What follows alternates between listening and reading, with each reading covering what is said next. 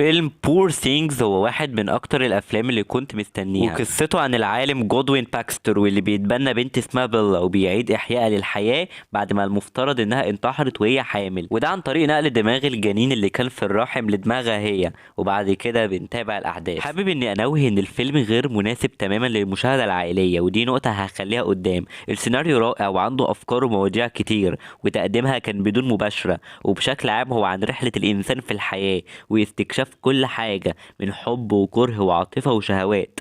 وكمان بيدخلنا في عقل بيلا والأفكار اللي بتدور جواها، وبيكلمنا عن فكرة التحرر وأهمية الحرية وخصوصا للمرأة ومكانتها في المجتمع سواء على المستوى الاجتماعي أو الثقافي، وعدم استغلال المجتمع الذكوري ليهم. وبرضه بيوصل لنا فكرة المثالية وإن الحياة اللي الإنسان بيشوفها وهو صغير، ولكن لما بينضج بيكتشف السوء والشر اللي موجود. وهنا بيجي الاستخدام الرائع لفكرة الأبيض والأسود والألوان. السيناريو رائع وممتاز رغم انه مش لكل الاذواق، وقدم كوميديا عبثيه جدا.